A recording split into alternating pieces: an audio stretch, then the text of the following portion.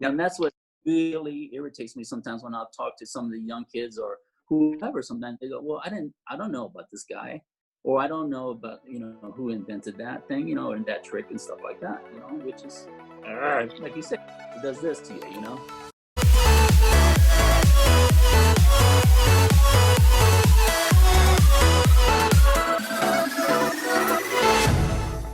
Hey everyone, welcome to the Roe Show, where we are going to be bringing you the ups and downs of life on the road as an acrobatic influencer.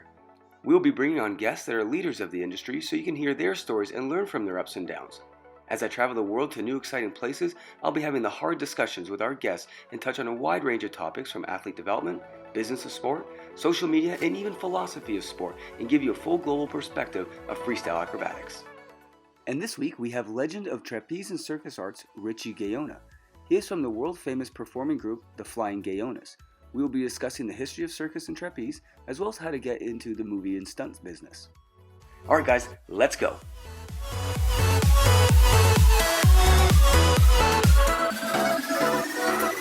Richie, thank you so much for coming on the show. How are you doing today?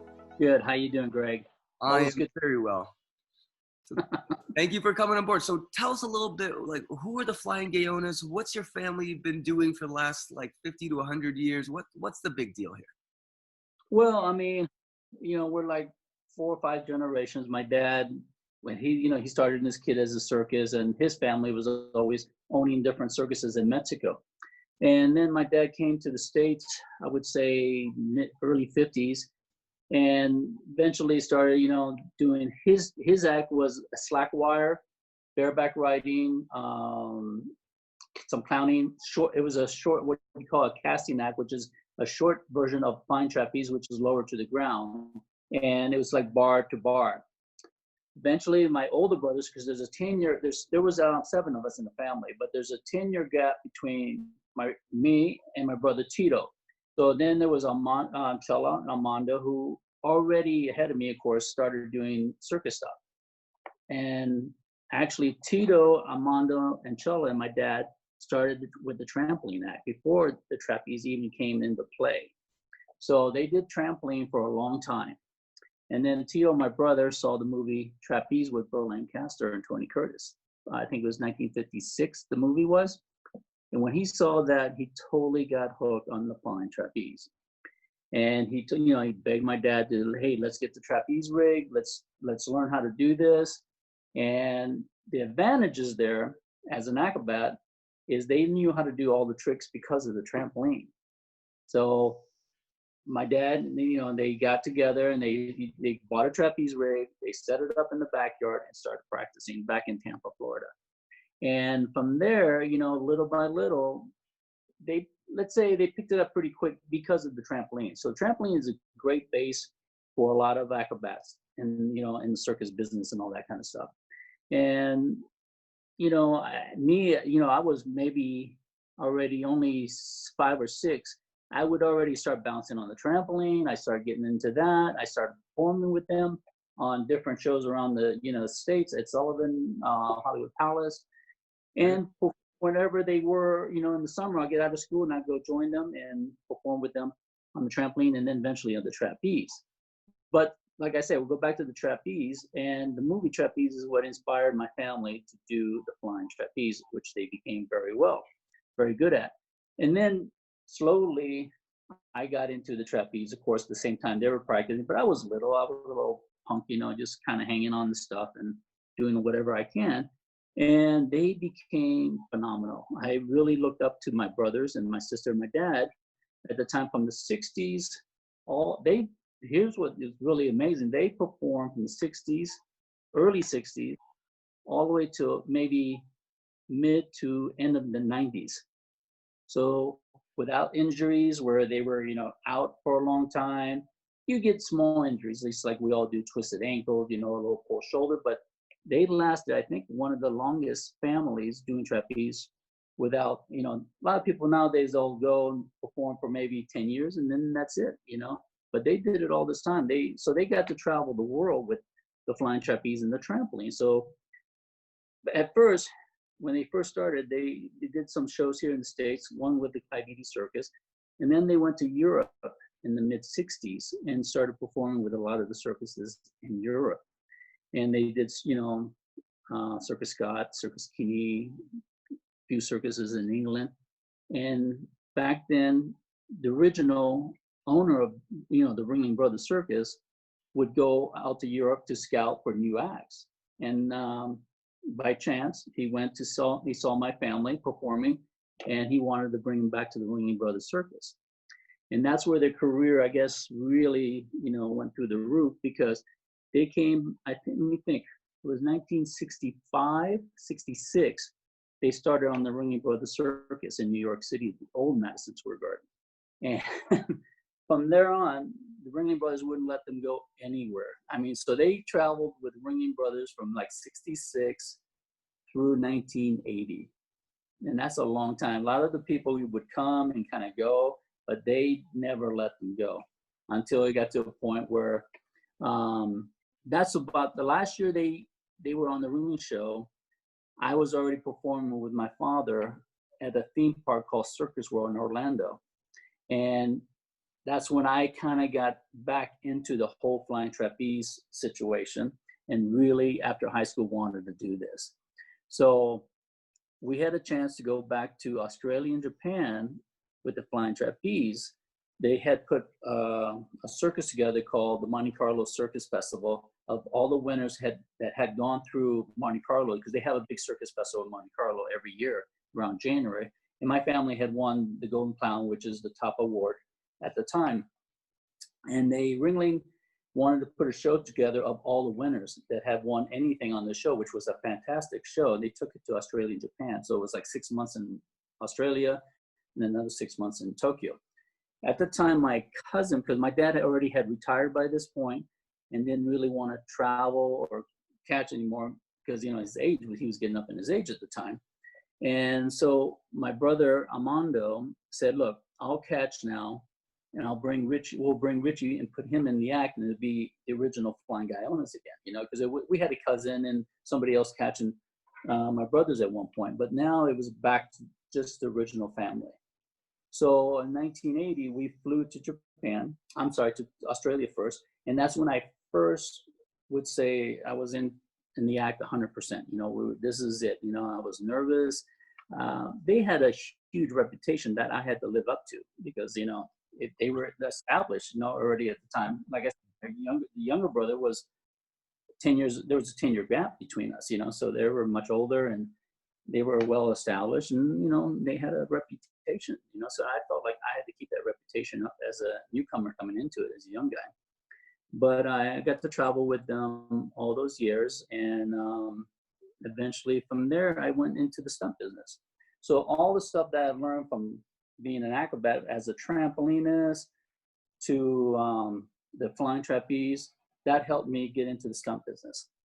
Because a lot of the old stunt guys, as you call it, came from the circus or rodeos and stuff like that. So they knew my family very well, because they used to come and see us at the circus, So that was a good meetup.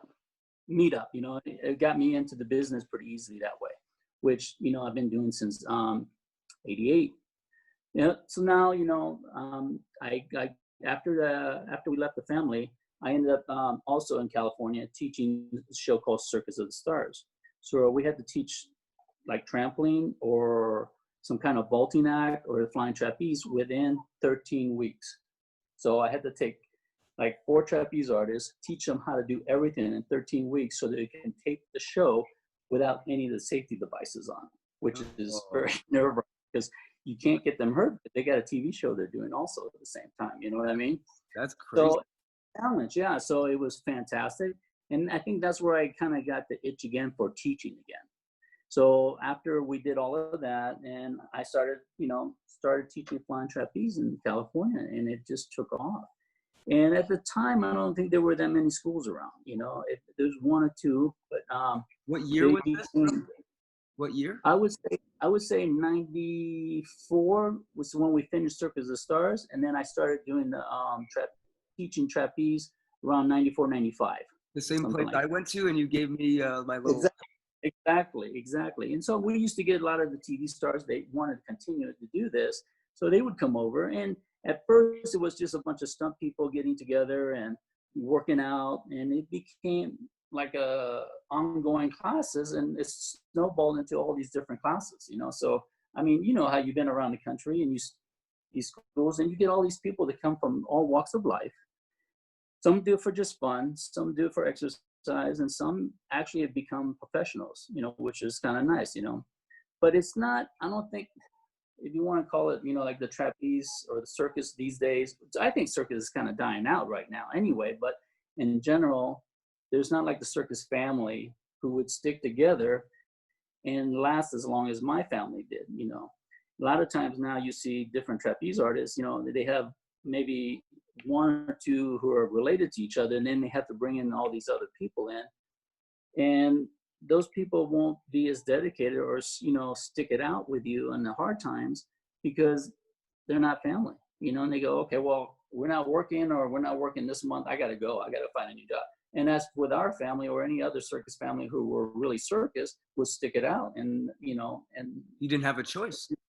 you didn't have a choice half the time, you know. And that's why they, I think, became so, it was such a, you know, clutch, you know, well-rounded kind of group that, you know, which was better in a way, because I mean, I can do tricks of my brother, and just by looks, I know what he's thinking, or he knows what I'm thinking. You know, you don't have to go, well, you don't have to explain anything. We knew how to do our act. We knew what was wrong at certain times by just looks. And when you bring in all these different people, you know, they don't get that whole awareness sometimes, you know. That's a good But point. I was talking to Boris Verkovsky from Cirque. I'm sure you probably heard that name before, but he was telling me just the other day about, you know, how they don't have the athletes rig their own equipment anymore because it's so high tech, and just because of partly of what you're talking about, they're just bringing in the athletes. They have maybe, you know, 5 years on the show, and then they're gone to a regular job or whatever it is, and so they're losing that kind of holistic approach to circus where you dealt your equipment, you know when exactly. you know the whole show. These you're Right. just kind of sticking pieces together, and that just creates more problems. So Well, I mean, like you saw the equipment we have, you know, we know how to put that up and take it down. You know what I mean? We know what's wrong with it or anything. And that's what we were taught from my dad, you know, either do it right or don't do it at all, you know. And, you know, a lot of the circus shows and new generation circus shows right now are just gathering great athletes. You know, they put them into these different circus acts, but they don't know the background of that act half the time. You know, they don't know how to set up for that act. They just know how to do that one trick, and that's it, maybe, you know. But if you were going, hey, you got to go take this thing down and put it together, and they're like, what?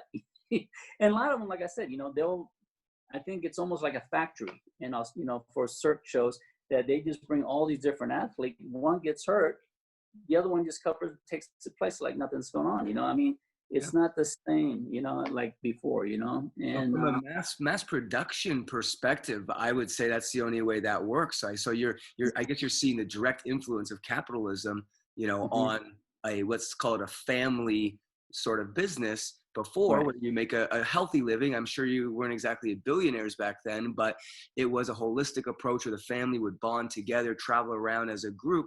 Now it's just on the conveyor belt, next. Exactly. And you don't get that same, I don't know. It's like, I mean, it's not, you don't see the quality, and you don't see, I think, the integrity, but also what I don't see is the charisma of the athletes. You know what I mean? I don't think I had a great charisma as my brother did. I mean, he could just take over the whole audience, you know, which was great, you know. But a lot of times in a lot of the circ shows, they got so much mask or makeup, you don't even actually can see the character and their faces, or, you know, the expressions in their faces, you know. It's just kind of almost like a robot, you know. Well, that's quite interesting. That I want to get back to that. I wrote that down. I want to talk about maybe tips of, you know, for performers, because we deal with a lot of athletes that, you know, are now getting in front of cameras and stuff like that, trying to make it as social media influencers. So I would love to circle back to that a little bit later. But while we're kind of discussing the development of and the difference between circ and traditional versus modern and all that sort of stuff, can you give us a quick little history of how trapeze even was formed? I've heard lots of different things, and I'm just curious. Well, I mean, trapeze started, I think it was in Paris, you know, by a guy named Leotard, you know. Jules leotard. So that's why you get the names of, you know, when you wear leotards. Oh. That's You know, clever.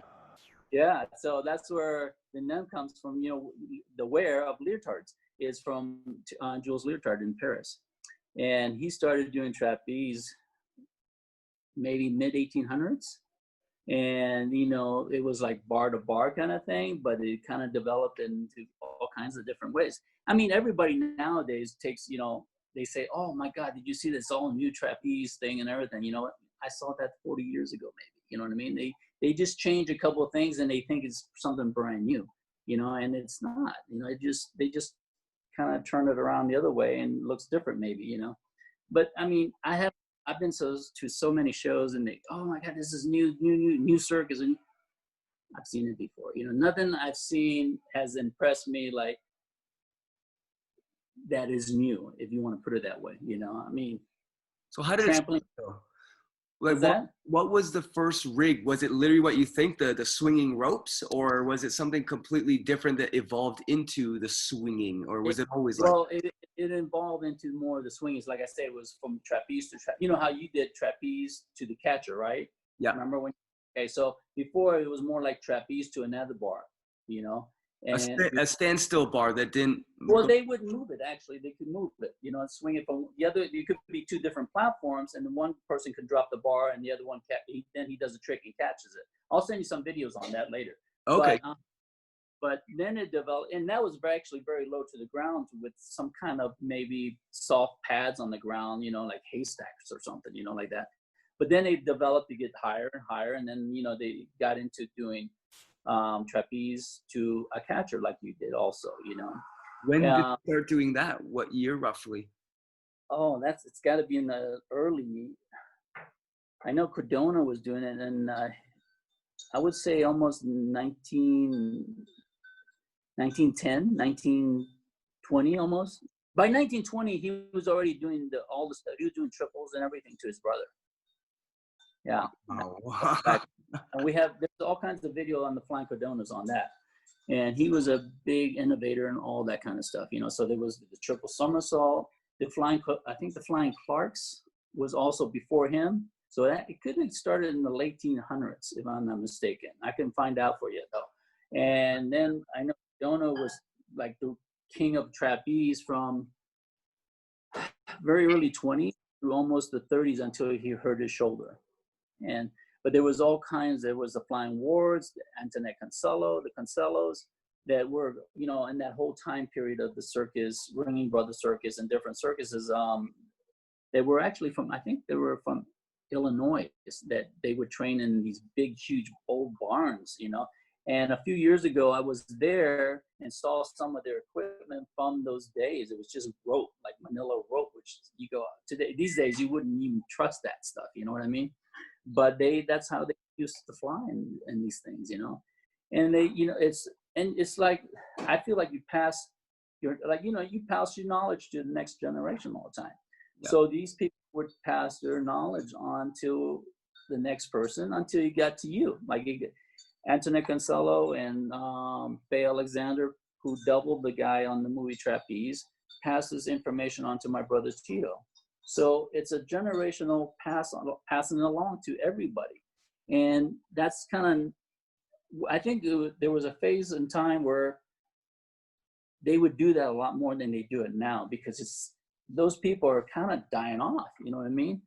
And the families, there's not really that much family, you know, trapeze artists that would go, let's just pass this on to, you know. And that's kind of what I feel like I'm doing with the trapeze school. And when you came out, is passing my knowledge on to these new generation that doesn't even know anything about it. And what bothers me sometimes, I'm sure you run into it, is, you know, like people who are teaching trampoline like years ago. I mean, the new people don't even know the history of it sometimes. Oh, don't get me started. Right? Right? They know who George Nissen is, and these are competitive athletes at like a clinic. I'm like, hey, you guys know who invented the trampoline? I'm like, what? Donald Duck? No, you know. Like, yeah, you know, you talk about George Nissen and, you know, the family. My dad knew George Nissen really well. He used to give him the trampolines for like a promotional type thing, And it's the same thing with the stunt people. I talk about some of these old timers who did some of these fantastic stunts to these young generation stunt people. And they're like, who? I go, oh my God, please go back and look at some of these movies and fill yourself with this information, because they just, hey, I'm going to be a stuntman, but they don't know the history of where it came from sometimes. Well, and I feel like with the trapeze or any part of acrobatic circus stuff.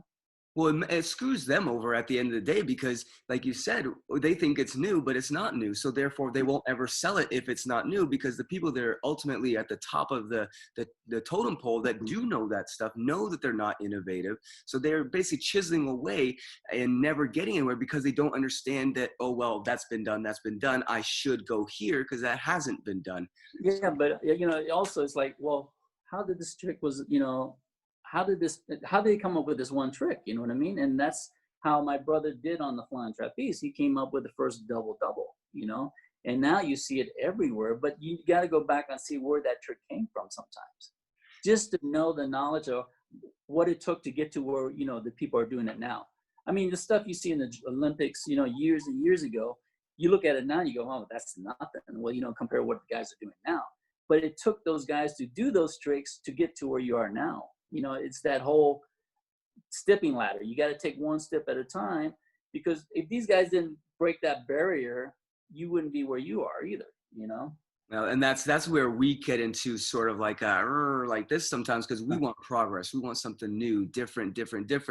But we tend to be fighting all the time with people that just, I want to be like it was back in the day, and they kind of stick to their, the old school coaching. And we're saying, yeah, but if that old school coaching happened for you, then your coach would never have passed it on to you and all the way down the line. So progression never would have happened. Exactly. And it's great. I mean, that, these tricks that were developed a long time ago, but it took somebody to do that, first of all, and yes, it's, if you learn from those tricks or learn the way they did it, then yeah, you can always make it better, but there had to been a start to it to begin with, so I think they should put that into the curriculum for, FIG, whatever coaching you do, that there needs to be a history component for sure. Exactly. Go back and look. I mean, those tricks may not look that great then, but somebody had to do them, to get to where you guys are now. They had to have the start. And that's what bugs me, like with, some of the new circus flyers and stunt people, I bring your name up a lot. I go, oh my God, you should see this guy fall from, 150 feet. He's flipping through the air, but he lands perfectly. But there had to have been somebody that got you started, or think about, it could have been maybe a 50-foot fall, but it develops into higher and higher, but it comes from somewhere. You know what I mean? Yep. And that's what really irritates me sometimes when I talk to some of the young kids or whoever. Sometimes they go, well, I don't know about this guy, or I don't know about, who invented that thing, and that trick and stuff like that, which is, like you said, it does this to you, Yep. No, I totally get it. I think it's the coach's responsibility, as one of their responsibilities, to give them the full encompassing history of where that kid wants to go. Because ultimately what that kid is doing by saying that I want to be a trapeze artist, let's say, that they're saying that they're taking that history from way back when, and they're going to add in their little piece to it now. How can you possibly know what you're adding in if you have no idea where you're building from? Exactly. And I think it would even help them to know all this history, to really understand it to begin with. You know what I mean? Instead of just walking in and, thinking they can do everything sometimes, I mean, I think I'm trying to put it, yeah, I mean, like, all these people pave the way for these things, but it makes it, I think, worthwhile when you know where it came from, instead of just walking into it and say, I can throw a flip on the trampoline, I agree. So speaking of where things come from, what is the Monte Carlo Circus? Isn't that a big competition where you get the golden clown? Is that the right one that I'm thinking of? Yeah, no, exactly. That's the one I was telling you that my brothers went and they won the gold clown. And then they developed a show with all the different winners that we went to do in Australia. So they hold that show every January, and it goes for about 3 weeks. And they bring in different, and it's not like you're bringing in 10 trapeze acts. You're kind of competing with all different acts. It becomes, the way it's presented, the way, what tricks you do maybe, and the people themselves, but they're judged by, before it was Prince Rainier and Grace Kelly, and guests that they would bring in as, big movie stars. And now the son and the daughter has taken over it because they passed away, and it just continues. It's if they can keep that up, it's really nice because it kind of keeps the circus alive, So And what's the history of it? How did it get started? Do you know all the kind of, at least a general overview of what it is and why it's done so well? Well, let me ask her. Do you know anything about that? How the Monte Carlo circus started? I mean, Grace Kelly and Prince Rainier were very big circus fans to begin with, because I think in Europe, circus is much bigger back then, even now, than it is in the States. It looked circus in Europe is more like going to a theater. You see people dressed up and stuff like that. You know what I mean? And it's like, yeah, and so they were very big circus fans, and Prince Rainier and Grace Kelly just started doing these things on their own and developed this whole circus festival that goes every year now. I mean, this started, I think, in their mid 70s or early 70s, and they just finished the one this past January. And so they basically pick the top acts that they've seen around the world and invite them to basically the festival where they'll get paid, but they also do ticket sales and all that. So it's almost a competition, but the competition is a revenue stream because it's mixed with a performance that they can sell, but also a competition for the industry, and where they can then award the best. Exactly. And every agent, circus performer, or circus owner goes to this to see what acts they can bring back to their show like the following year. So it's scouted as well. It's a big scouting venue to begin with also, because they've got like the best of the best there. So all the new stuff every year coming out basically gets showcased there like a giant convention center almost. Exactly. Yeah. And like I said, it goes for about 2 to 3 weeks, and then they have the gala and they give everybody the awards at the end of the gala. And it's full of all the impresarios and, people from around the world. They go there every year. So it's an awesome show, to begin with. Have you gone? I've never gone. My family went. I was still performing with my father at Circus World when they went to do the competition in 78, I think it is. And that's when they won their Gold Clown, But it's one of the places that I keep wanting to go just to be in that atmosphere. And it's an awesome place to go see a bunch of shows there. Okay, well, I'll have to make sure I check it out next time I'm around. Yeah, it's really good. Awesome. I'll take some videos and send them back to you. Maybe we'll go together. Hey, I'm down. We can do a trampoline act, and then you guys with the trapeze. We could mix trapeze with trampoline. We put the trampoline underneath, you flop off, bounce, and then catch again on the other side. See, there's something new that I'm sure no one could have ever thought of. There you go. I'm sure that people have done it. Have they done that where they trapeze, bounce off the trampoline, and then catch again? I've done a trampoline to a catcher, but he's not swinging. It's a cradle catcher. Cradle, okay. Yeah, so yeah, we've done it before. You're taking all my good ideas. Well, you still want to get thrown off the Russian swing, right? Oh man, I want to get shot out of a cannon. Does that ever exist in the circus world? Do people actually do that for real? Yeah, no, I got many friends who've done it, who've gotten hurt really bad, but they still do it.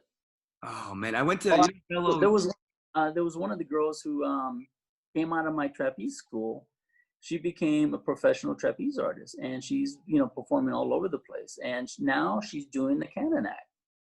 What? That's so cool. Okay, so how does that go? You just basically shove yourself in a cannon and land hopefully on the spot that you want to? Like, I don't. Yeah, there's all kinds of gimmicks, if you want to call them. A lot of them are, you get inside like a little cart type thing. It's like a saddle, and it's a bungee system. So it's really, it's a slingshot. It's what it is. You know what I mean? It's not even a real cannon. As in, like, you mean the explosive? Yeah. It goes boom, but that's special effects. But no, it's all bungee calculated, and with your weight, the temperature outside, the humidity makes a huge difference. Because the bungees, I don't know. Most of the trampolines nowadays are steel springs, but back in the day with Nissan, they used to have the bungees, the elastics. So you can tell the difference on a hot day. The trampoline would be much tighter and harder, compared to the days in like Florida where it's much, humid and everything. It'd be softer. So they have to be really careful with something like that in the cannon act because the bungee system. So, they would test it with their weight with a bag and shoot it. They have it all accurate, how far they go, how far they pull back on the bungees, the weight of the person. So, the test bag would be their weight, and they do tests before the shows and stuff like that.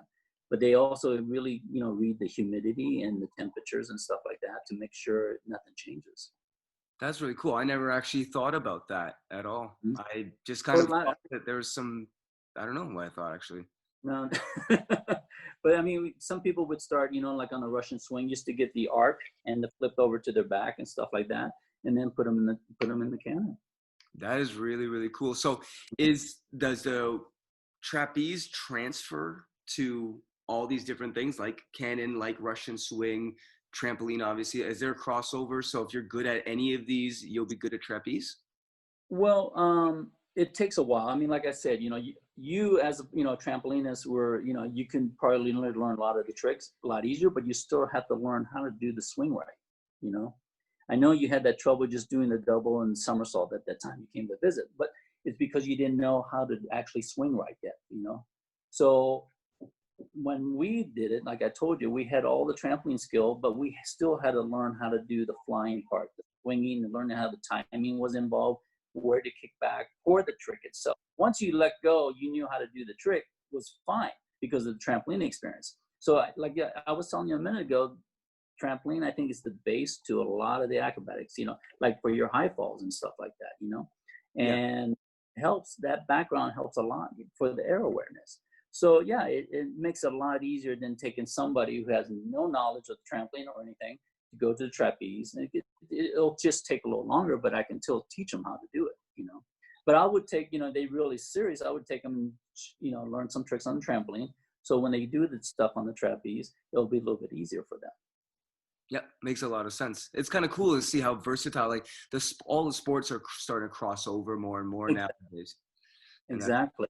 Yeah. But if you get a base, like and good acrobat on a trampoline, they go start throwing their motorcycles around. At least they get a little bit of air awareness of where is up and what's down. Especially when you start twisting and stuff like that. well, that's interesting. So, have you ever dealt with the cage, the motorcycle and the cage going up and down? No, I just have a lot of friends that do it all the time. I sit there and watch that and kind of in awe sometimes too myself, especially when I think on the Ringling Show they had up to 8 people in one of those. How do you practice that? Have you seen them ever train it? Yeah, they start on a bicycle at the bottom and start going a little bit and a little bit. And then I guess different size motorcycles and the speeds and stuff like that. But yeah, they taught it on Circus of the Stars to Alfonso Ribeiro, and it took them maybe again 13 weeks to do it. So So you can you learn have it to, in 13 weeks. if you do it, yeah. They did when we did Circus of the Stars, we would train 6 days a week, and then like I said, you have to cram it, in 13 weeks, you have to get them to do everything without the safety lines and be safe at the same time. So when you dedicate yourself to something like that, you can teach somebody to do it in that shorter time. So they're going like this, basically in a very small circle with their bike, Yeah, and then just go faster up the side to the point where that 90 degrees, and going that's over. because then they Yeah, know they already have enough of the force to stay around, and now it's just getting the courage to go up over top more. exactly. And I've seen them wreck before, which is not pretty. I was gonna say like, oh, and you're in a small area with a bike falling on you. That's Exactly. And especially if the guy falls down and he's kind of spread all over the bottom, the top guy can't come down until they kind of scoop him down in the middle so he has room to come back down. that's got to be freaky. It kind of reminds me of the way we teach our freestyle guys to kind of go off axis to be able to straighten it up. It's kind of like you start like this off the side a little bit and then straighten it up. Or you're going kind of more like this and straighten it up eventually. Exactly. So a lot of this stuff, like, we start with, like you say, there's a crossover, the different sports, you know what I mean? So, but as long as you have a good base, I think it helps a lot. Yeah. Well, it's funny because when we tell coaches, okay, you're going to go off axis, they go, not off axis. That's wrong. And we're like, no, it's safer because you're now not breaking your neck if you don't make it. Right. You just Right. maybe pinch a nerve or something or, hurt a shoulder. That's way better. And then like you said, bring it around town, basically up over top. And it's an easy way to fill in the gaps.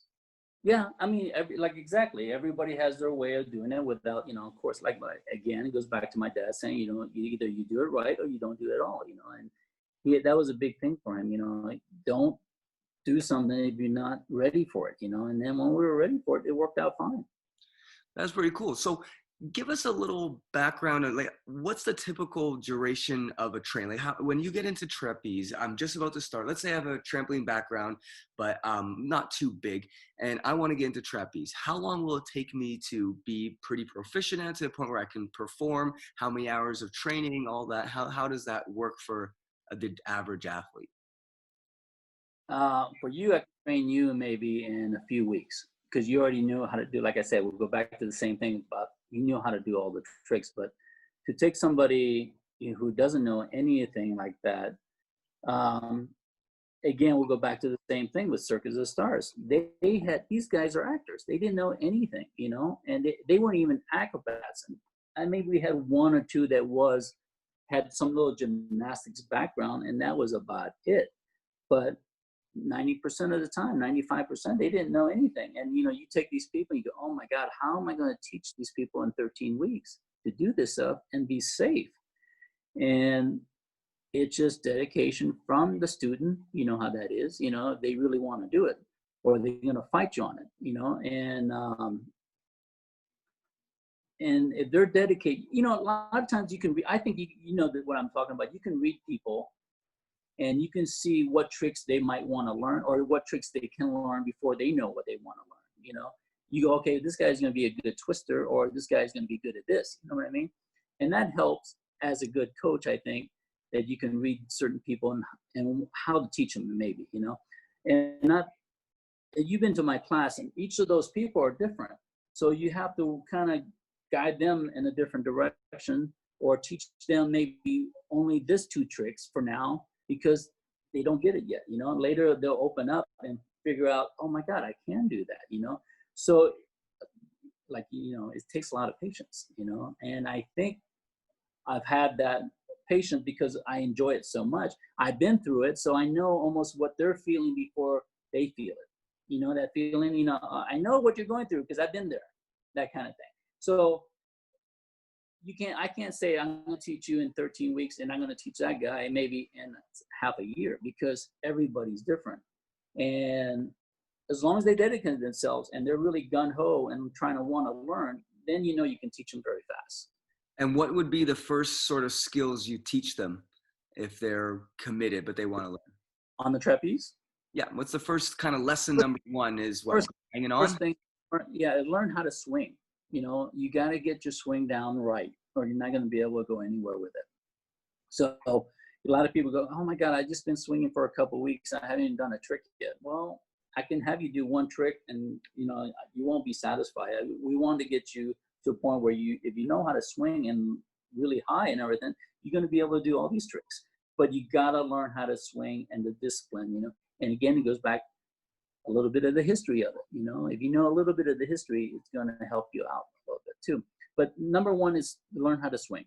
That's it. And they see some people are really frightened of the height thing too. So they got to get beyond that thing.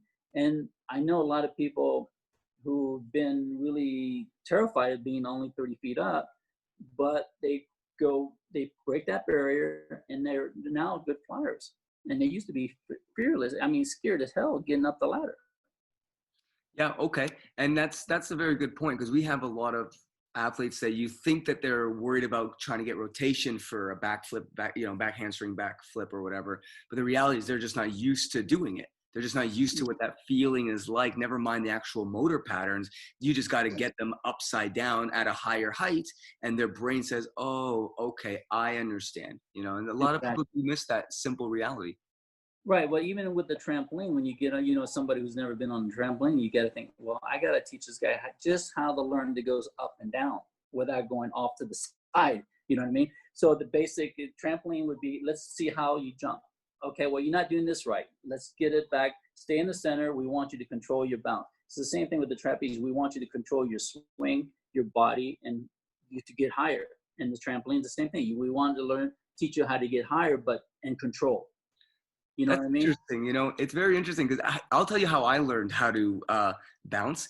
I would go and in a rec class at Skyriders, and I would jump on the super, and the big guy, the 18-year-old big dude at that time when I was 8, 9, he would just double bounce. He'd play seat drop wars on super all the time, and I would always make it a habit to make sure that I timed it so that he would launch me, right? So Yeah. I learned how to go higher and be comfortable with my height long before my legs could actually catch up.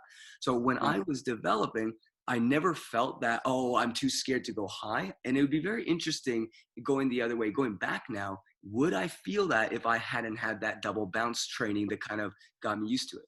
Exactly. I mean, the same thing with me as you go, weren't you ever scared of being up that high? I go, no, because it was considered like a giant swing set for us in the backyard.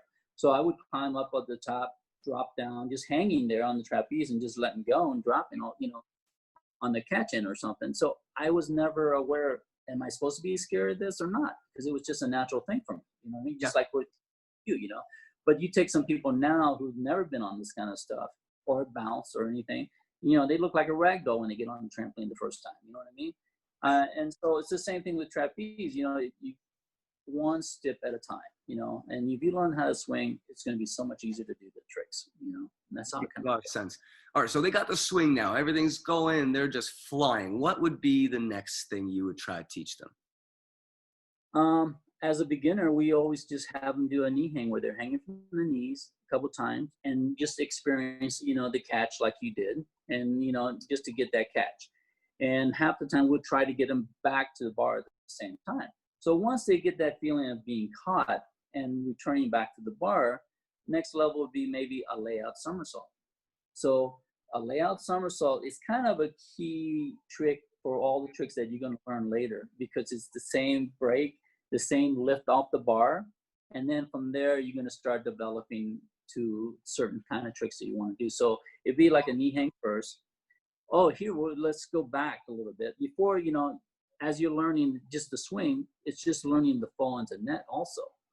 So if you don't fall in the net right, it's still going to hurt you.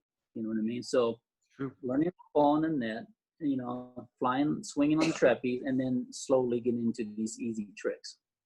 And then that's when you just basically build from there, start connecting them to small little combos and then bigger tricks and then medium-sized combos all the way up. All the way up, and it's like, again, it's one thing at a time. You work your way up to it. Some people, you'd be surprised. I get a guy who just barely learned the layout and goes, I really want to do a double. I go, okay, you will, but not right now. You know what I mean? And it's just because maybe they saw somebody else do it. But I go, you're not quite ready, but I want to, have you do it. Of course you're going to do it, but you're going to do it safely. And sometimes you got to pull the reins back on them, and just hold them back a little bit sometimes. I find that in coaching, I'm doing more of pulling back on the reins than actually pushing them forward in any meaningful way. Usually you kind of play with it. Your body just sort of naturally learns. It has that capacity to naturally learn. Obviously the coach is helping, of course, but I find I do a lot more of like, whoa, slow down, Johnny. You're not ready. Exactly. I mean, the thing is now, compared to when we were learning all this stuff, you have YouTube that they go and look at all this YouTube stuff and see all these people doing all these different things, and they think they can go and do it at the same time, just like that, and that's where they get hurt, maybe because they're just throwing themselves.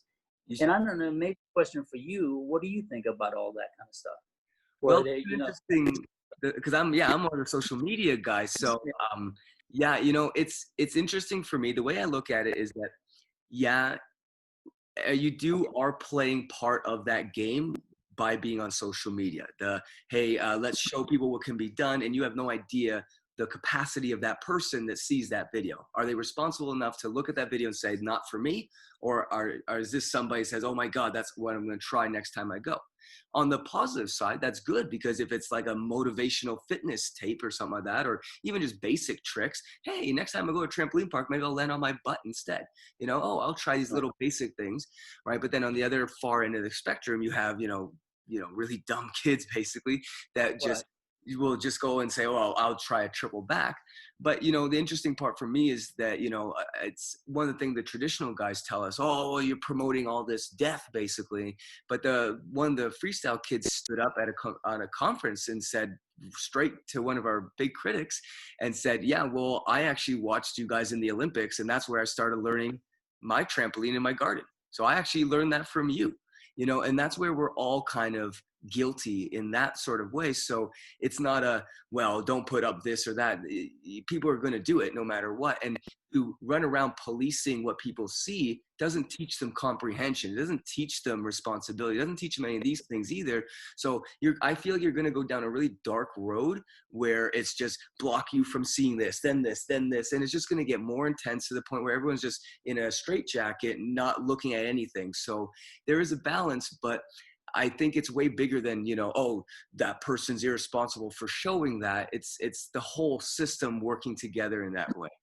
Well, that's where I think we kind of go back again to where I say, what's the history behind that trick, you know, or what's the history behind that guy doing that trick?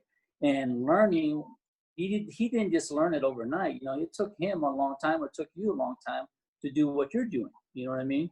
And like you said, you started when you were bouncing on the, you know, on your butt on the trampoline, getting double bounce, but you worked your way up, you know. And sometimes they are these kids or people who look at it and go, oh my God, I'm just going to go out in the back and try that, you know, without history. I think people need to learn the history. And like you said, you ask somebody who's George Neeson, and it irritates you, right?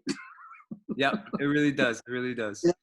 Those are the little things that bugs me also at the same time. But I think it just goes back, hey, go learn your history on this trampoline that you want to learn, or the flying trapeze you want to learn, or even a unicycle you want to learn. Go see how these people developed into that kind of stuff. You know what I mean?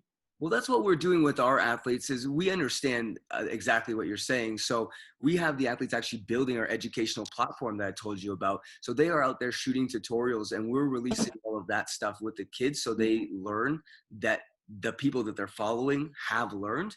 So it's again a work in progress like anything, but that's the way we're going to try to do it, is have the top athletes show tutorials and do tutorials. And we have a mentorship program as well. So what they do is we call it the GRT Crew Juniors, right? And they're little kids that, you know, show that they want to be a flipper, you know. And what we do is we team them up with the older guys. The older guy then teaches them and does regular Skype meetings and tutorials and stuff like that. And they bond, you know, and they get to nurture each other a little bit. And that's one of the ways we're sort of defending ourselves from the social media kind of pure open, you range and do whatever you want sort of problem. Well, I think like you say, you know, if you bond with your coach or whatever, you know, I think they'll develop them much faster too, instead of just, you know, I don't want to listen to you, you know, or you know, I know what I'm doing kind of thing. But if you got a good bond with your student on whatever you're doing, I think it's a huge process, you know, it's a huge, you know, great thing to have, you know. So well, so these kids are now bonding through social media. And this is where traditional coaches don't realize it quite yet. They're getting there, but they don't quite realize that the same interaction that these kids do over the internet with their friends is exactly the same interaction they're having with the kid in the gym.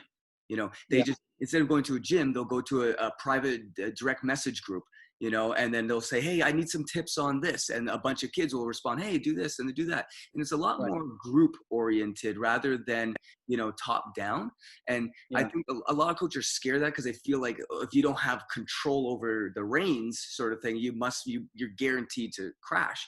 But what these kids are showing is that, you know, they can work together as a cohesive group and actually not do too badly. We've only had a couple little minor injuries at our events. And that's, you're taking kids out of a backyard and trying to turn them into something. And with those injury rates, we're kicking butt, you know, and we've verified through insurance policies and with the safety health experts and all that. So we've done our homework, you know, and these kids are showing that it can be done. And it's just changing that paradigm that basically says online coaching can be done. And now with the Corona thing, it's just adding another stimulus to what we've been saying for the last 10 years anyway. So which is, I think, quite interesting. It kind of saddens me a little though, because we've told people it was possible and we've been doing it pretty effectively. Obviously lots to improve on, but only when Corona comes, then all of a sudden, all these traditional gymnastics people are okay with online coaching and stuff. I'm like, get out of here, guys. you got your back to the wall, and okay, have somebody send me a video, and I'll try to help you through this video of what you're doing wrong, and that's the only way you can do it sometimes. But it is a new wave, and it's like I say, it could go in many different directions, and it could help them. Well, But old guys need to kind of get used to that too at the same time. I mean, I like to be hands-on. I like to be the ones on the safety lines or the one, yelling at the kid or whatever. But there's a time where you can't be there sometimes too. So. well, well, it's not just what we're saying. That's what the kids are saying. The kids basically are saying, I didn't want to do the sport with you guys. I want to do it on my own terms. So I'm going to go out here and do it. And in this world, every time you want a new category or you want your own opinion of some kind, there's someone there that can profit off of allowing you to demonstrate your opinion. You know what I mean? So no matter what, you just hurt yourself by saying no. And that's it's sad in this day and age because then they'll go out and get hurt, but if you're there at least to give them some kind of tips, that would help. You don't want anybody to get hurt to begin with, Of course not, but it's better than just turning your back. I've had coaches say, well, I care so much about safety, so I'm not going to help any of these kids because they're dangerous. Well, doesn't that mean that you should help them? And that to me is backwards logic. Yeah, it's a catch-22, or, it's got to get to a point where it's a gray area. But I think in the long run, it's going to be like that anyway, so. Well, that's the thing. You're either adapting and finding different ways to cater to your market, or you're basically telling your customers the only way you can get my service is if you come at 7:00 in the morning at this time. That's limiting for business. It's limiting for the customers. It's limiting for everybody. So therefore, it's by not allowing them in, you're pushing them out at the same time. Yeah, who knows what the new norm's going to be after this, so. 7 flips, man. There's a guy in New Zealand, kaboom, 7, boom, boom, boom, boom, boom, boom. I was like, yeah, that's the new norm. Not yet, but it will be. It will be. We get big, giant trampolines. Wow. What's the record now on the twisting?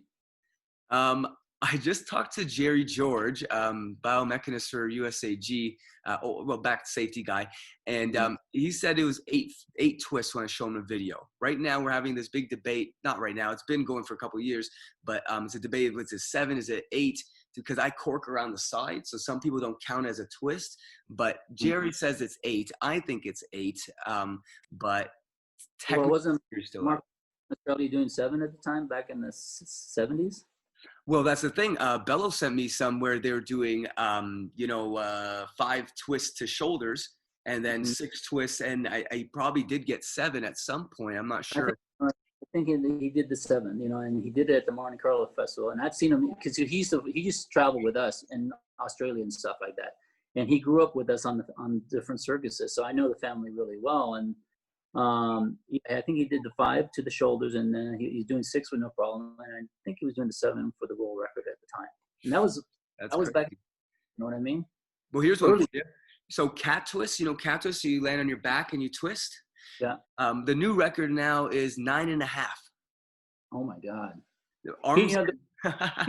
Like when you watch Ken Australians doing all this stuff back in the day, nobody threw a mat in. They just landed on the trampoline again. And that's what these kids are doing, and we did the whole Nitro Circus tour, and these guys are getting beat up bad, and these kids are basically saying, I don't need a mat, I don't need that. They're using mats more because we basically told them, guys, stop being idiots. Go use a mat if you want to do this more than a couple years. And so they're using mats a lot more, which I'm happy with because at first they didn't. So it's another demonstration of the influence we can have over these kids just with slow, mentorship. But they will take a beating and get up like nothing happened. And I'm like, but let me ask you this though: with them, Matt, you think they're invincible? They'll just throw, and no matter how they land. They do. Yeah, the bigger the mat, the more invincible they feel. And back in the day, when we did our stuff or Can Australia, there's without the mat, you really have to land it right. You know what I mean? And that's the thing where now the barrier's been broken. They can just go for anything now. You know what I mean? Yeah. Because I got the mat now, but at the same time, you can still get hurt on the mat, just like we can still get hurt on the trapeze with a net. Yeah. Everybody, that net can kill you. You know what I mean? Yeah. And so sometimes, who knows? It can go both ways. Yes, it can help you, but then the kid thinks he can be invincible and throw something and still. Well, that's I think it's called the Peltzman effect, which is basically when you get safer, you get more reckless. When you have a Right. seatbelt on, they've done the research now, people are more driving more aggressive. Same thing with hockey helmets. When they instituted that, I think in 75, then all of a sudden they saw a steady increase in hockey fights where Mhm. before, it would hurt you. So same with gymnastics equipment where, as the equipment gets softer, better, you're doing more dangerous stuff. So you're balancing out the equation. So this whole safety argument really is it's not even scratching the surface of the real biological problem that's down there.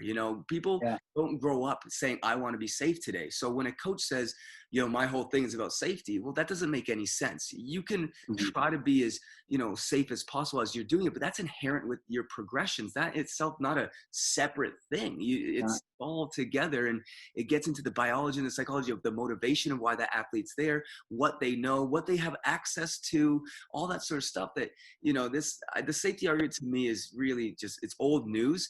Mhm. Everyone wants to be safe as they can. It's about Right. educating people on how to learn, not how to be safe. It's Well, how to learn but be safe. You know what I mean? Learn. You want to. You learn if want to you're put. not being safe. How are you Yeah. gonna? Because then you're not learning. Then you're just hurting yourself. You Yeah. know what I mean? Because I love when I see somebody who can fly and do these tricks. I really love to push them, to the limit. You know what I mean? Mhm. And if they're not ready to go to that limit, I won't push them. But they don't know that I'm not pushing them yet. But when I see their potential, and then you push the kid to do whatever they're going to do. Well, and that's the thing. I think the best safety is silent. Mhm. Where if you're running around, like we had one coach that, oh, you got to focus, telling the kids, focus, be better, be safer, and the kids basically came to me after the clinic and said, oh, well, hey, when she tells us that, I feel more scared. I feel even more dangerous. And that is increasing the risk. So for me, running around and yelping about safety to me just is actually making things unsafe in many ways. You should be thinking about safety in your head, but to run around and use that as a benchmark for learning, which is not necessarily true because you can be safe and just not learn anything. That's the safest thing to do, Yeah, not learn. exactly. Right. So it's really, and Larry Lindauer, who's a good friend of ours, he's a safety and health expert, and he's been consulted with us on a lot of different stuff. He has this really good article from maybe 1924, if I got my dates right. And it says, Mhm. safety for greater adventures. And the idea in the article was that the only way to be safe is to learn how to use the environment that you're in.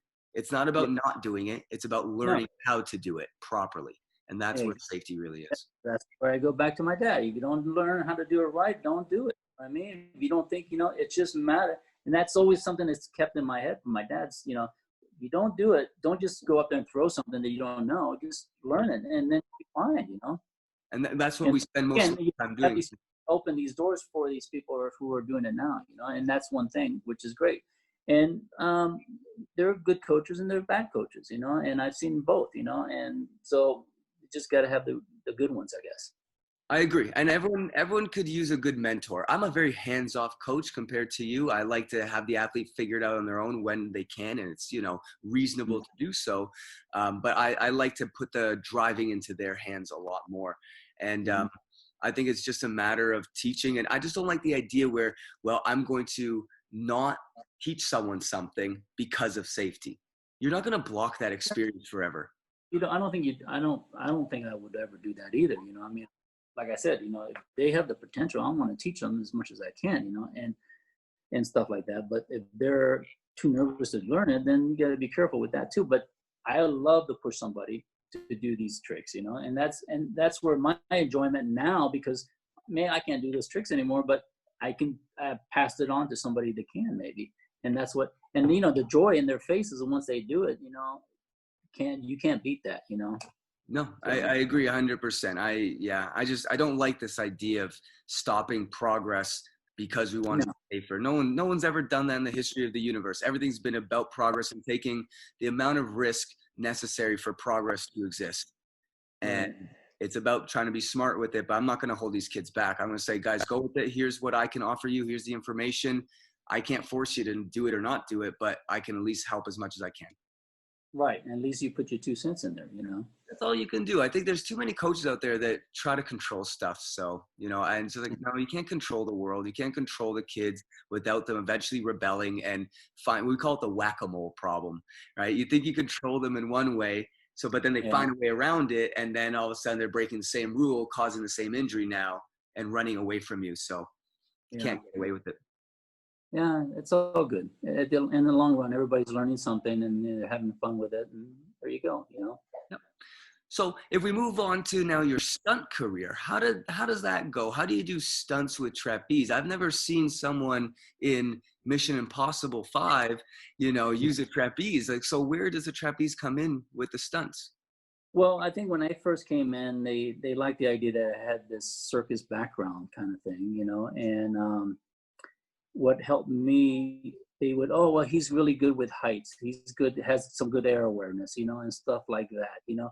So that was my shoe in. Like I said, with a lot of the old timers, they knew my family and they kind of took me under their wing. But, it's one of those, who kind of thing, and they seen you work on a show and if we have a bunch of people working on one show, they recommend you to the next person, and one guy after Back to the Future, he kept using me for like 4 other movies after that because, he liked the way we worked together or he liked what I did. He knew that I didn't have a problem being up high. We did a whole fights, like we went from Back to the Future. Then he hired me on this one movie where we had to do a big fight scene on a roller coaster. Who's been on a roller coaster doing a fight scene before? You know what I mean?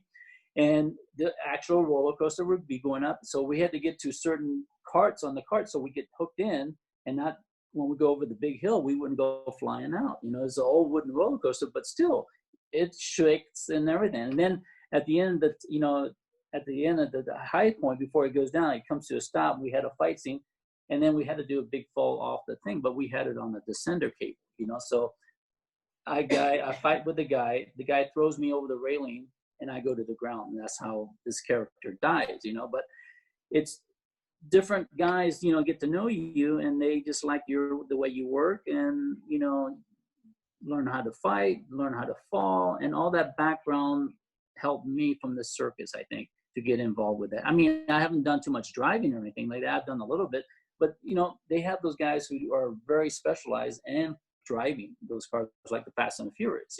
I'm not going to get in one of those cars and say I can do it because I can't, but I can go take a course and learn some of it. But these guys have that experience for so many years that I'm not going to put myself in that position and say I could do something when I can't.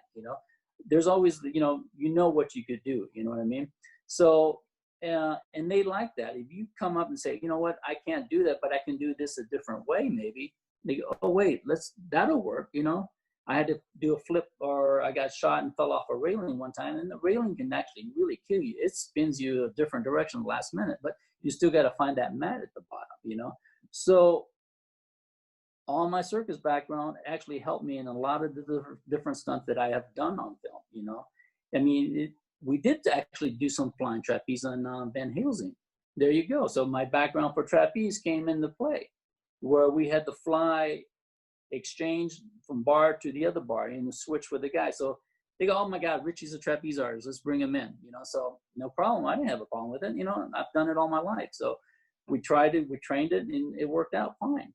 I had to do a high wire commercial. I knew how to walk a wire. So they brought me in, and different things like that, and we've used, some actors had to train them for certain things that are kind of circus related. So we use those stunts in there too.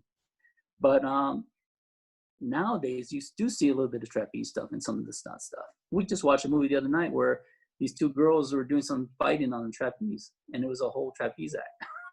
That is really cool. I never really thought about it. Oh, yeah, you never know what, your background is going to be used and how it's going to be used on a certain film or anything like that, So well, yeah. I came in in '88, and, my friend who used to be in the circus with us, has been established in stunts business for a long time. His name is Bob Yorkies, and he got my foot through the door pretty much, and helped me.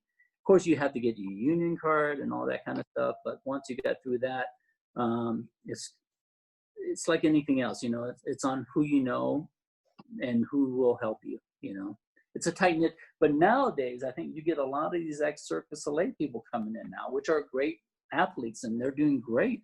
But it's not that same close knit like it was when I started. And even the old timers say, oh, it's different nowadays compared to what it used to be, you know?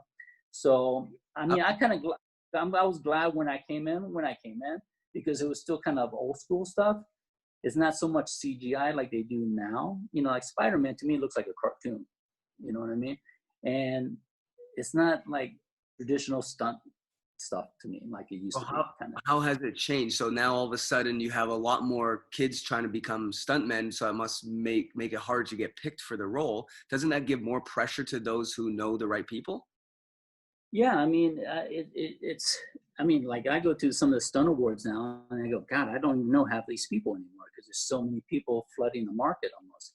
But you have a lot of people going. I mean, Hollywood now, they shoot more out of, not in Hollywood anymore so much. They shoot a lot in Atlanta. They shoot a lot in Europe, you know, and they used to shoot a lot in New Orleans at one point too. But I think eventually, slowly, well, who knows what's going to happen after the virus, but slowly, you know, I think Hollywood's starting to perk up a little bit and shoot more shows in Hollywood compared to everybody else. But everybody else was giving them a big tax break, you know. But yeah, the old timers, you go, okay, I worked with all these old timers, but there's a lot of new people, and you got to keep your face out there if you want to keep working, you know, just like anything else, you know. You got these young guys running all these big shows too, so you want to, you know, get to know them also. If you were, for our audience who is primarily younger athletes trying to make their way in the community and get paid, obviously, if they want to become a stuntman or stunt girl, what is the best way to do that? What would be the best way for them to get started and at least get their foot in the door, so to speak? Well, if they come in from, you know, like a gymnast background, karate, all these martial arts stuff, which is a great, you know, base for them. Like, again, you know, you have a good base when you walk into these places. You're still going to have to learn how to do stage fighting. You know, you learn the camera angles. I would say, I mean, everybody still says the same thing. Come in and work as an extra. Be on the set as long as you can and learn what everybody else is doing on that set. So you're really familiar with the guy who's pulling cable, who's running the camera, the special effects, the carpenters that build the sets. And if you get to know all that lingo on what, you know, who's who, when you come in and you start doing the stuff, at least you know what you're doing. You know, I mean, I started doing extra work and just to get familiar with everybody, you know, and what everybody does on the set. I'll still, even up to the day, if I'm working on something, I still like, it's not just go sit in the trailer and wait for them to call me for my shot. I still love to be on the set and watch all these people. They look like ants sometimes putting all this stuff together, you know, and it's movie, like they say, it's movie magic, just like anything else. Circus can be the same thing. All these people work together to perform or put the show together. And in the movie, it's the same thing. I love to watch the process on how they do these things, you know, just the focus camera, where the camera's being set up, and the setup for the scene that's going to be coming up. And being an extra on a film, you'll learn a lot like that way, you know. Instead of coming in and going, you know, that same like anything else, don't act like a know-it-all.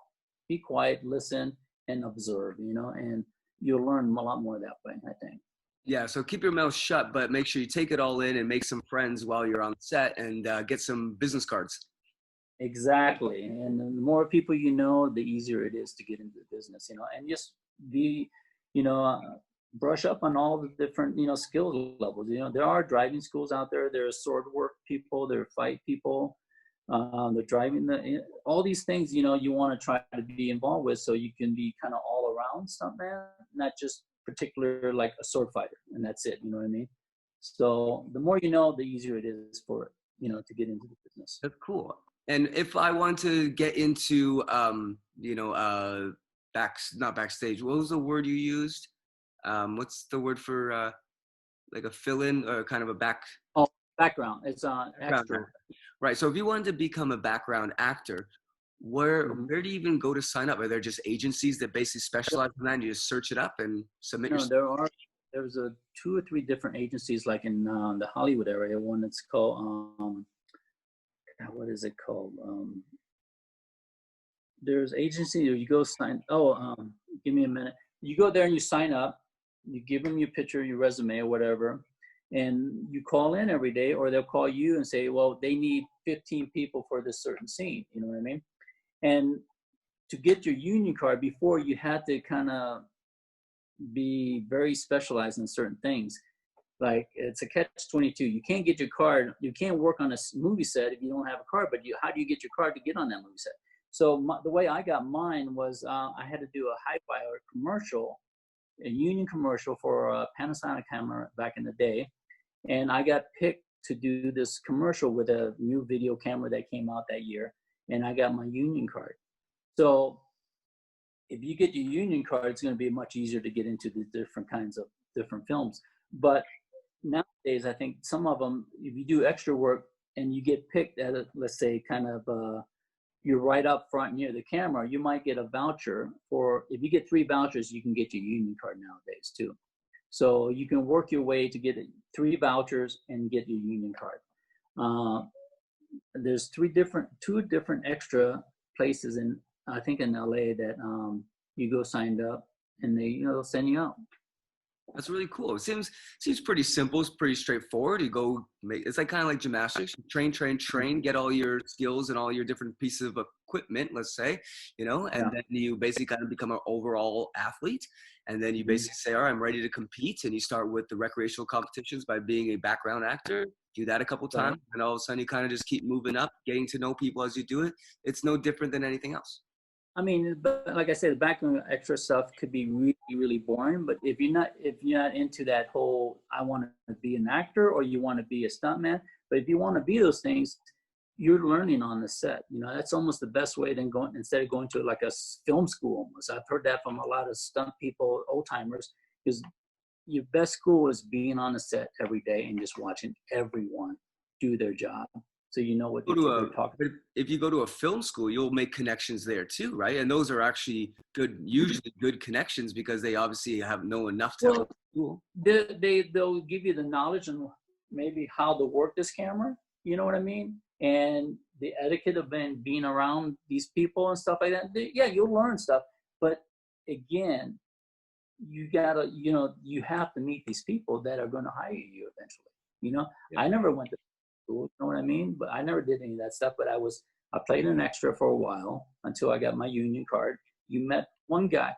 I swear, from meeting, when I did Back to the Future Part 2, there was a lot of stunt people on that film that led you. It's like a stepping stone. This guy, right before that, actually, I did one film, and he was the second unit director. He goes, and I kept talking to him and stuff like that. He goes, I like the way, because it was some wire work. We did a little bit of wire work in the fall and stuff like that. And it was a small crew. He goes, I like what you do. And Bob Yerkes tells me a lot about you. He goes, I want you to go and meet the stunt coordinator on this new Part 2 movie that we're doing called Back to the Future Part 2. And my eyes lit up because I love the first one so bad, And he goes, go tell him I sent you. So there I go with his name. Getting to him was much easier than me just walking in. Nobody who knows me, you know what I mean? And I say, hey, Max Clevin asked me to come and drop a headshot. He goes, oh, Max sent you? Okay. Well, maybe I'll call you in a couple of days. We're going to do some test stuff, and maybe I'll give you a call. And it wasn't for Max telling me to go see Walter, I would never got my foot through the door. You know what I mean? And it's just things that led up to that point. And again, working on Back to the Future for 13 weeks, I got to meet a lot of people. And those same people would hire you again because they like the way you work, and they can see what you did. So it's all about being in front of somebody, knowing who they are or knowing who you are, and learning the process of being on a set, the etiquette and all that kind of stuff. And it takes a lot. But and a lot of people, oh my God, you just sit around, and waiting for the next shot. But you know what? You're learning the whole time. You're watching what the guy's doing with the camera. You're listening to the director, how he's calling the shots, and you're just taking all this in, And I love the film industry, and I love how a film is being made. So I never got bored, and I love it. I can be on the set for 15 hours or even longer and never get bored with it, That's cool. That's very cool. I was told by somebody that one common thing, maybe they don't do as much anymore, but to get started in the stunt world, that you would basically sneak onto the set, quickly hand over a business card to the coordinator, and then quickly run out before you get caught. Yeah, that's what we used to do. It wasn't a business card, but you come in with your headshot, whatever little resume you had on the back. You always used to post pictures of me doing a high fall trapeze or something on the back that you see that you came from someplace. You know what I mean? And you would, at the time before 9/11, you can actually walk onto Warner Brothers studios. And there's even Universal. You go to the mailroom and you get a thing called what was it called? It was a sheet that had everybody's name on who was filming on the lot. So you see, okay, so and so is filming. There's a stunt coordinator name who is working on stage 15. So you sneak on to stage 15. Hey, how you doing? Sometimes they didn't care so much back then. You come, you don't want to overstay your welcome, of course, but you come, you say hello. Here's my headshot. If they had time to talk to you, they'll, hey, great. Or they'll tell you, you know what? Go leave your headshot in my dressing room, and I'll call you or talk to you later. So everybody used to do that. And there used to be a sheet also that is called a film location sheet of everything filming in LA. So you get the sheet and you just go to all the different addresses and leave your headshot. And that's what we used to do. And then, until after 9/11, it was a whole different story because everything was closed up. So everything's shut down, and then basically now they've allowed an entry point either through the school system or through becoming a background actor, and then you can, as long as the background actor is the easiest way to be on set because you're there anyway. But if they're shooting on the streets, so you'll see the people shooting on the streets in LA all the time. You walk up to the security guy, hey, who's the stunt coordinator on the show? And if you ask that, they know that you're involved with stunt people. You know what I mean? They go, oh, George is running the show. Okay, let me, is he here today? He goes, yeah, he's here, but you might be busy right now. So you kind of stay back, wait till you see him, and hey, go give me your card or your headshot, and then hey, I just want to stop and say hello. Oh, great. Okay, I'll talk to you later. That's kind of what they're doing nowadays, stuff like that. And nowadays we'll also do.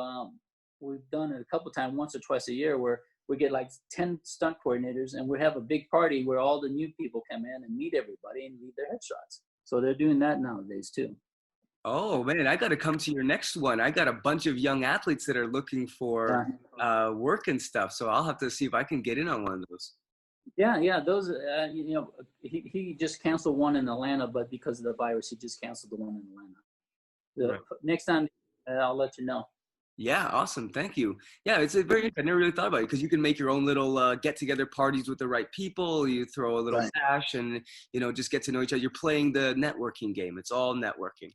It is. And then, once a year, this one just got canceled for May because of the virus. But in May, we have the big stunt awards. And it's a huge party and everybody's there. So it, again, becomes more of a networking instead of coming to the award show because everybody's there. So that's the thing that we all love to go to because it's a huge party to begin with. And it's all your peers and all your, people you looked up to and all these new people that you haven't seen before, So is that open to the public? Can you just buy a ticket? You can buy a ticket, we are on this, it's called, let me think, it's a tourist awards. You can look it up. And, I'm already in it. So they send me the stuff to vote. So I'll get 2 free tickets every year. But if I miss the vote, then you have to pay for the tickets, like $100 or something like that. Oh, okay. So hopefully next year they'll be back if, this whole virus, because it's supposed to be, the next one would have been in May. And I don't think they're having one this year.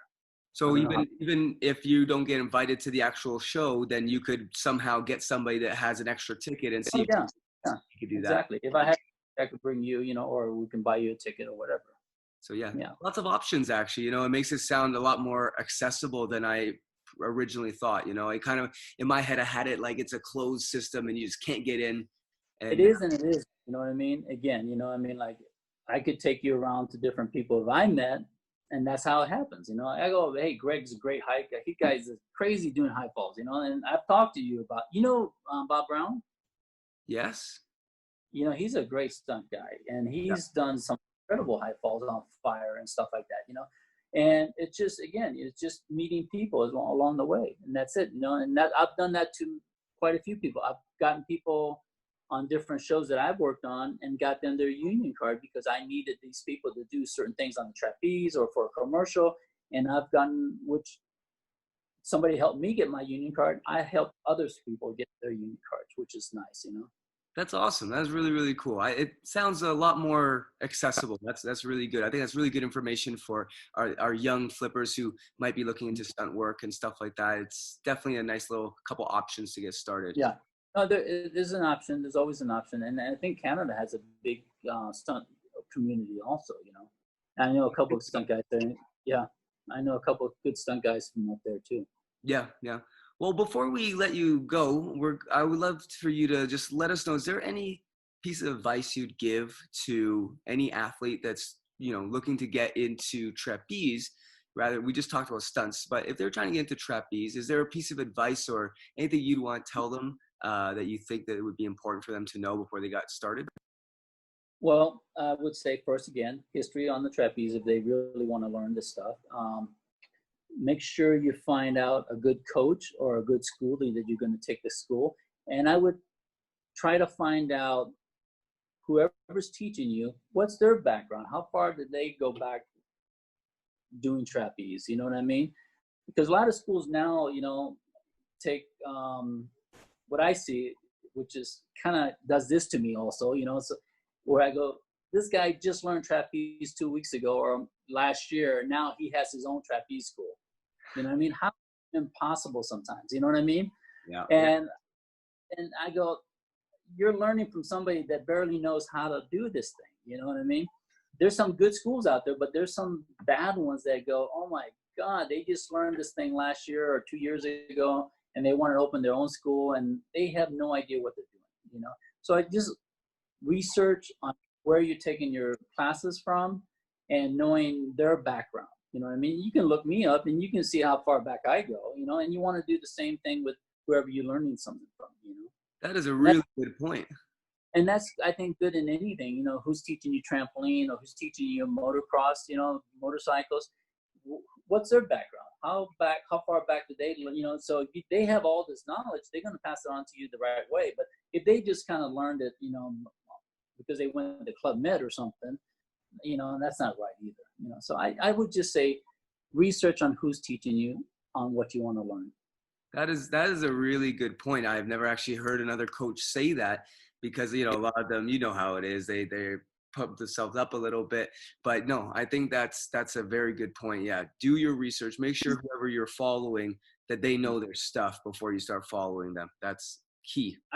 That's, I think, the best thing I could tell anybody, if they're not teaching or learning from me, at least know who you're learning from. You know what I mean? Because I see that, oh my God, I've been flying for 5 years. I go, but you only learn this much in 5 years? There's something wrong there. You know what I mean?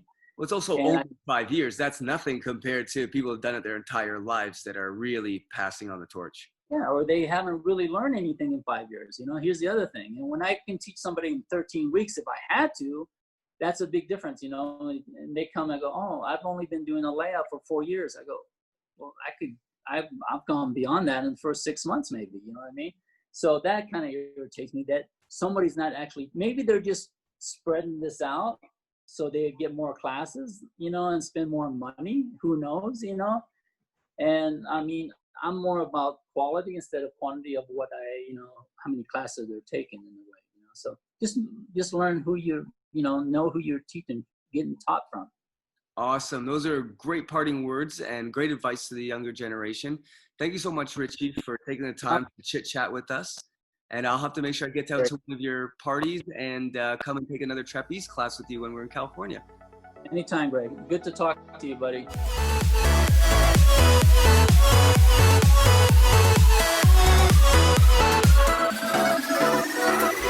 Well, I hope you guys enjoyed and learned a few things.